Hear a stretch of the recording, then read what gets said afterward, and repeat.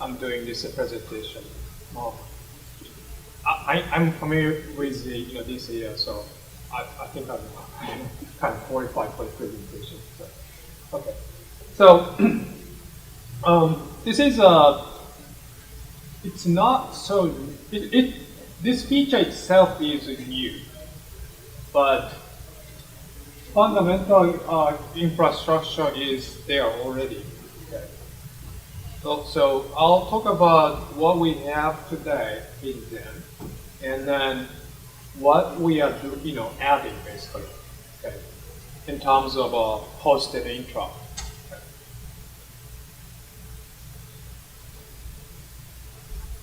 The motivation here. Okay, so the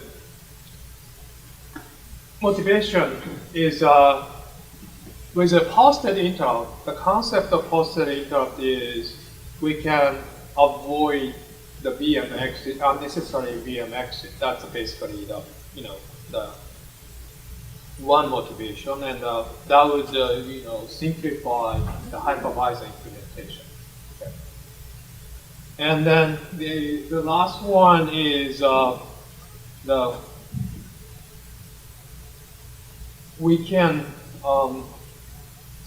use the host vectors efficiently when we assign new devices, to guests.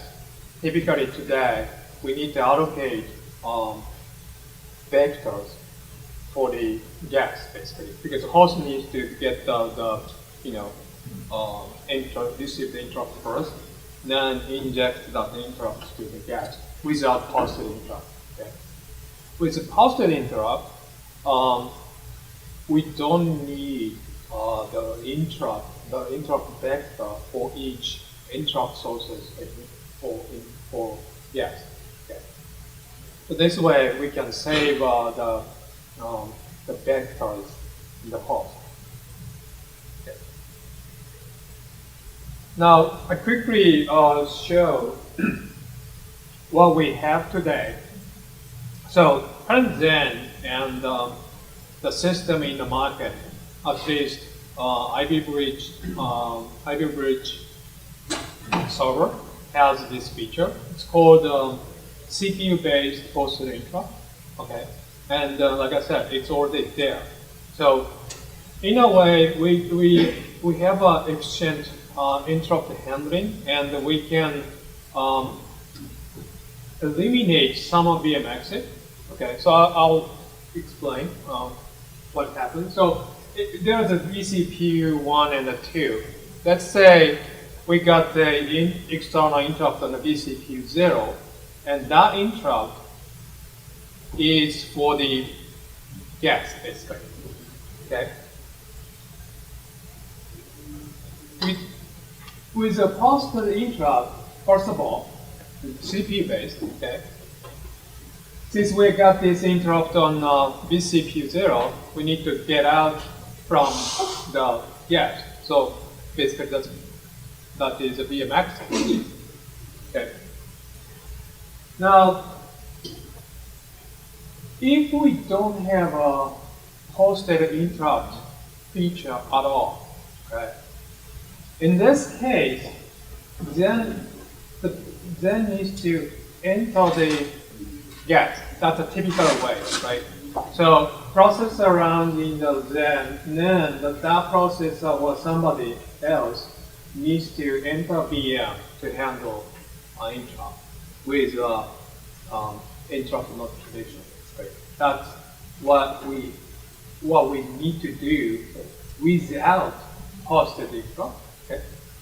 Now, if we have a CPU-based hosted interrupt, what hypervisor needs to do is basically set up only the posted interrupt request. I have more details on that.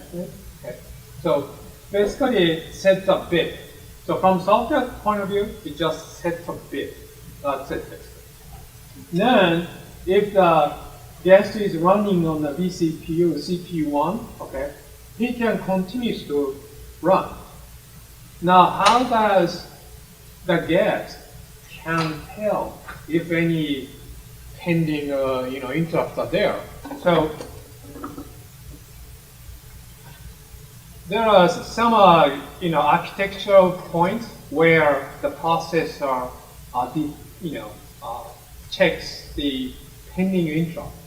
Like for example, mostly done by the local IFA thing, but when IPR, no, sorry, when EOI happens or various activities happen, and then at that time the processor checks the pending interrupt. So even though the guest is running in the vCPU1, once the then set the bit, then the guest can basically receive the interrupt, okay, without causing interrupt. That's the benefits of a posted interrupt. Okay. So like I said, I'll talk about more in more detail in posted interrupt. You can ignore many things, but the things that you should look at is this picture. So this is the BMCS, virtual machine control structure. Then it has two basically pointers. One is there's posted interrupt descriptor table. This is the descriptor, and it's pointing to this one. The BMCS field is pointing to this one. This is called a posted interrupt descriptor. Okay, this is important in this presentation. The other key is this posted interrupt notification vector. Okay, so this is addition to the posted interrupt support. What is the posted interrupt notification vector? So if some of the processor, for example, send IPI, for example, notification to this CPU, okay, and if the vector, the interrupt vector, is same as this the vector number here, in that case, that interrupt will be injected to the basically the guest without causing VM access. Okay. Then PRI, the posted interrupt request, is a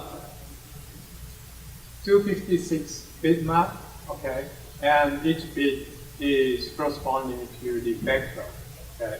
So if the vector is one set, then it's basically telling our interrupt for the vector is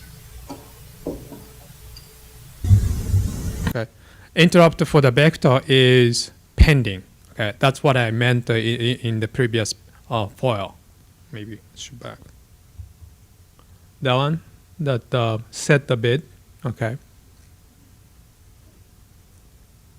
So hypervisor need to set correspond the bit for the guest vector, then that interrupt will be basically delivered to the guest, and again no VM exit. Okay.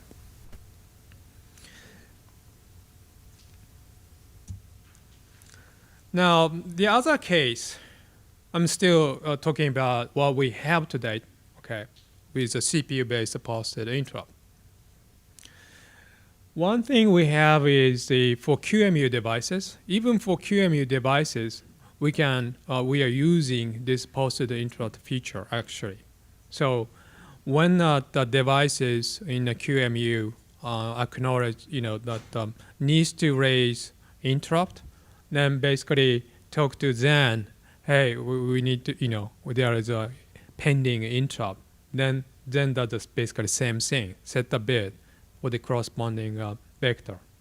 Then again, the guest doesn't need to get out. It just continue to run, and the processor check out architecture points, then deliver the interrupt to the guest. Okay. Now, with the still, in this case, if interrupt happens, for example, while the guest is run, vCPU1 is running, then we still get the VM exit. I think I'll make sure this, sorry, oops. This guy, yeah, sorry. Just one moment. What the?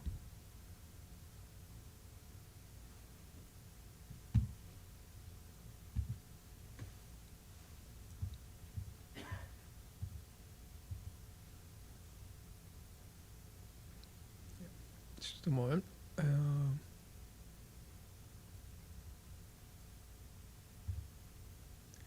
Yeah. So in this case, still we had, remember we had the VM exit there, the first of all, okay? With BTD-based post-interrupt, now we can avoid that VM exit as well. So basically, we got the interrupt from a direct assigned device, like a PCI Express device. And then we have a BTD engine, and the BTD engine automatically talks to the posted interrupt. Then processor, one vCPU running a CPU1 automatically get the interrupt. Okay, so that's basically what we have, in BTD-based post interrupt. Okay, this is very complex, but for example, one case is it's possible that there's no processors running in the guest. So the processor may be in the hypervisor. So in that case, the process, what happened is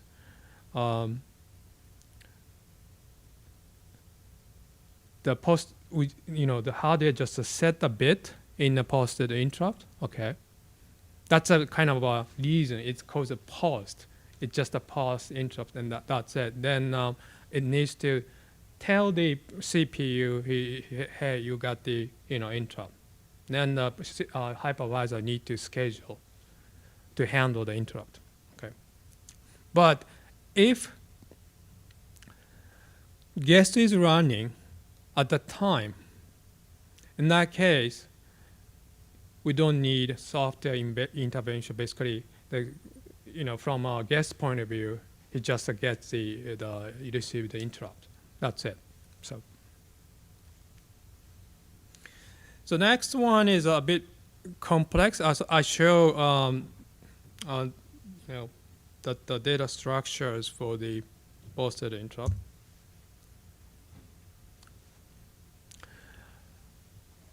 As I showed, the VMCS has 2 pointers. Probably I removed the APIC B page, but that's fine. You can ignore. VMCS has a pointer to the APIC page, and then the other one, I think I showed that, right? It points to the posted interrupt descriptor. Okay.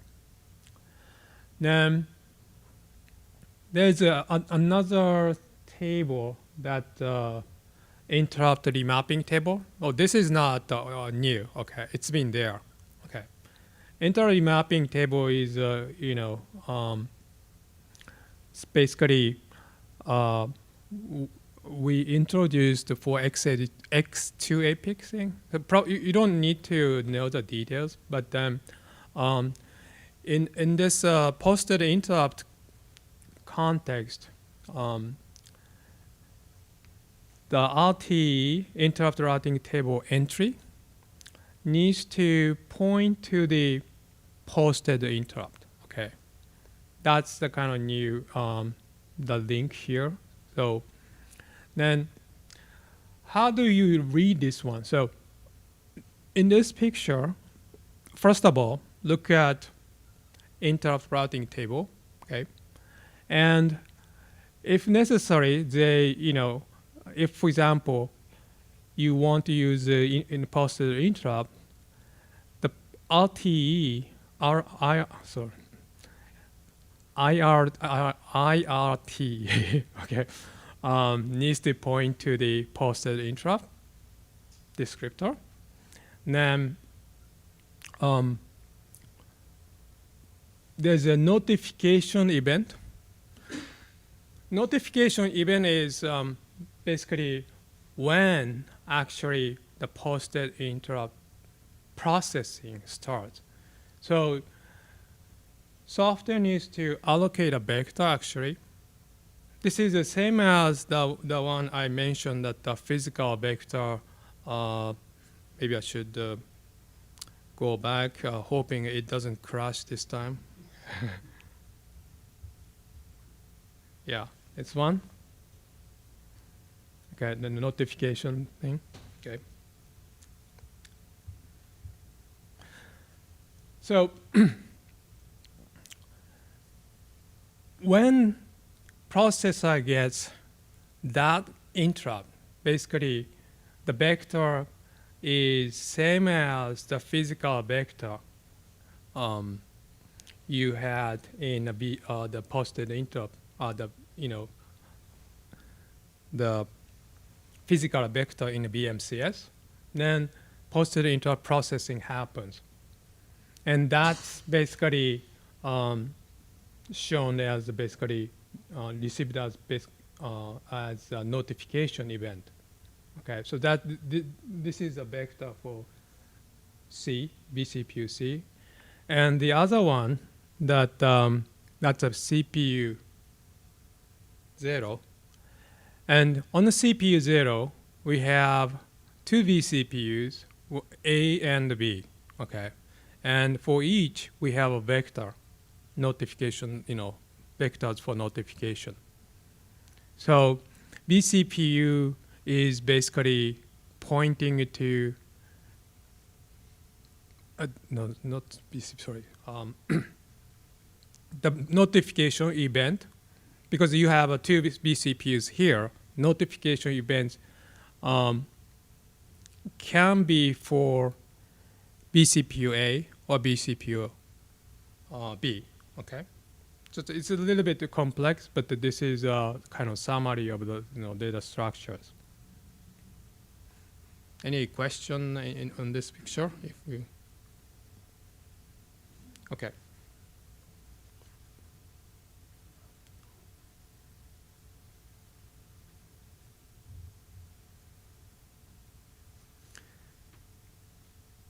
So this is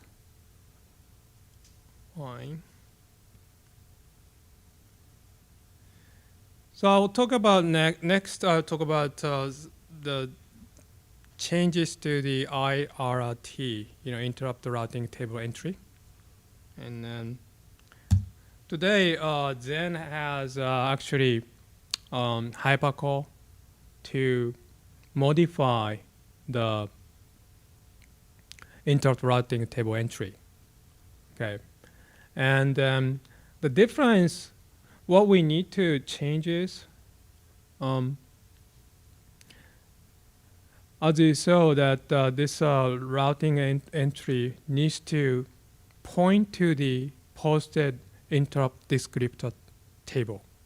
That's and also that in RTE we have a guest, we used to have a host vector, but this time we need to use a guest vector.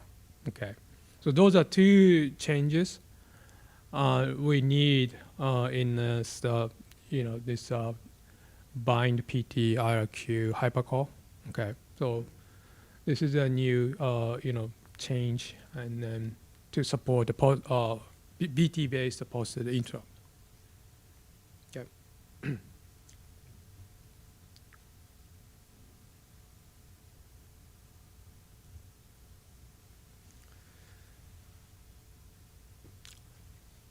So this is probably a bit complex as well, but what it's two things. There are two things we added for the BTD-based posted interrupt. One is the NV, means a host vector for notification event.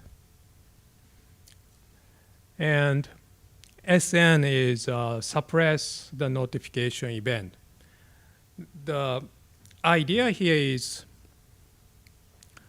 remember that the processor may not be running in guest, right? So, for example, I want to go back to this one again, sorry. If you look at the CPU 0, okay, CPU 0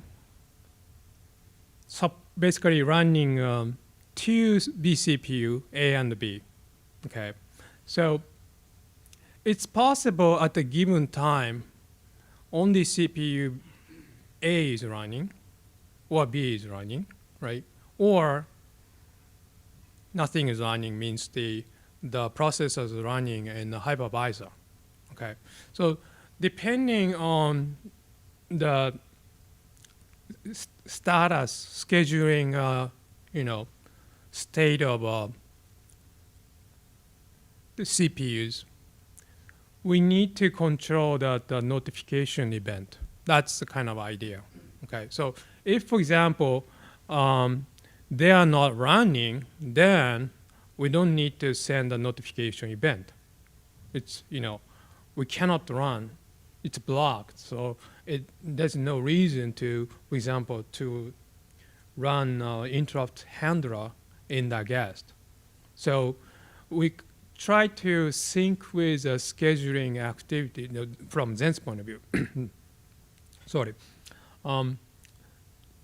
Zen's scheduler changed that, the state of the domain, and then depending on state of the domain, runnable or, blocked, we need to control that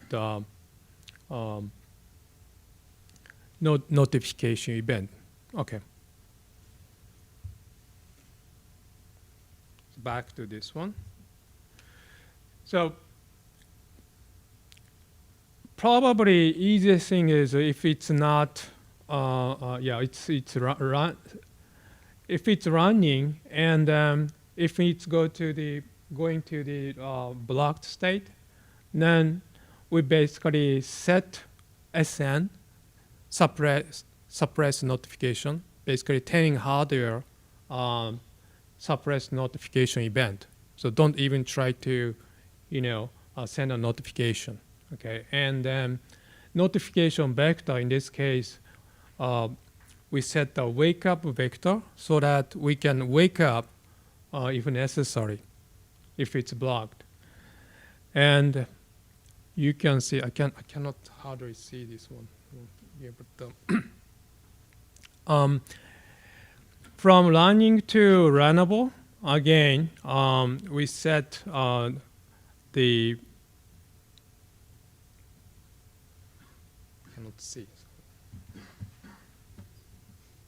Yeah, we should set suppress notification, because it's runnable, not running. Okay.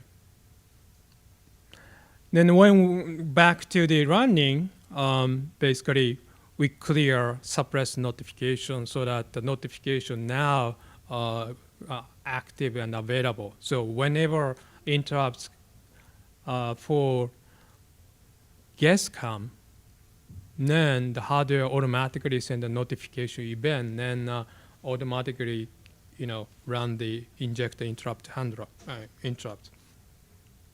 Okay. So summary. So the advantage of a BTD-based posted interrupt is, like as you saw, we can avoid further, the VM exit. That's basically the benefits of posted interrupt. Okay.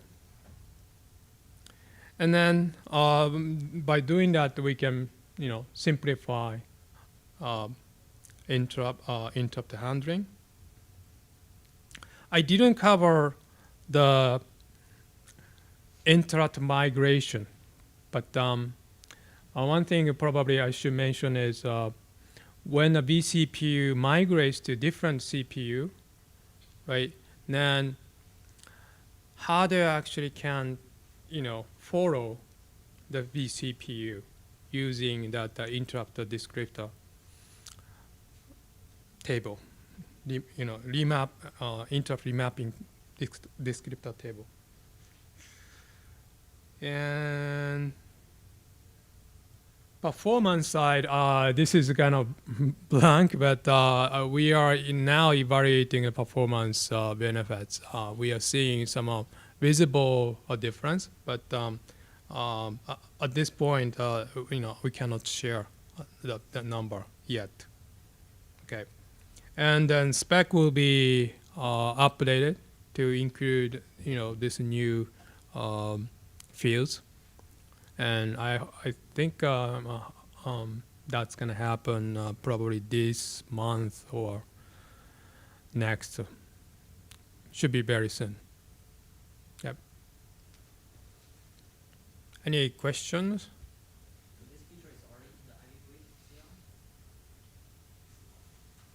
Posted interrupts, CPU-based posted interrupts are, in IB Bridge server, but this one is not yet.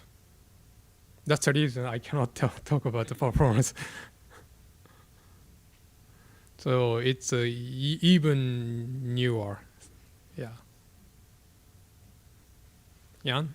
So these notification vectors that are in need of being allocated, don't they trade badly against the vector allocation that is needed for normal interrupts as we have it without VD posted interrupts? I mean, currently we're having one host vector per device hierarchy. This way we're going to have one notification vector per guest vCPU. If guests, this would mean an increase in the number of host vectors that we need instead of a decrease. Well, at the same time, we can reduce the vectors for the devices for the guest. Yeah, that's what I say. For a small guest, it might be a win, but for a big guest, like a 64 vCPU guest, it is quite likely going to be lost. If you do heavy oversubscription, yes, but I mean, what does this have to do with oversubscription?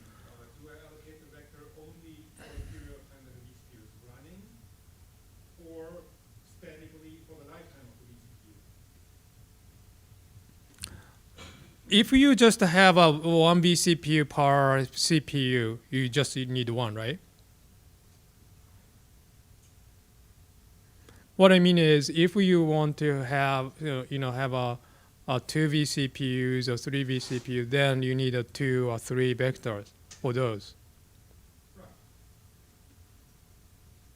And that means you have a over subscription of three, basically 3x. Two or three on, you mean two or three on a single CPU? Yeah.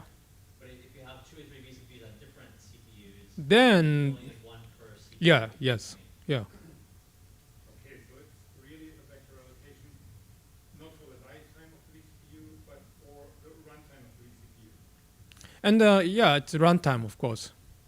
If the guest doesn't exist, why you want to keep that vector anyway?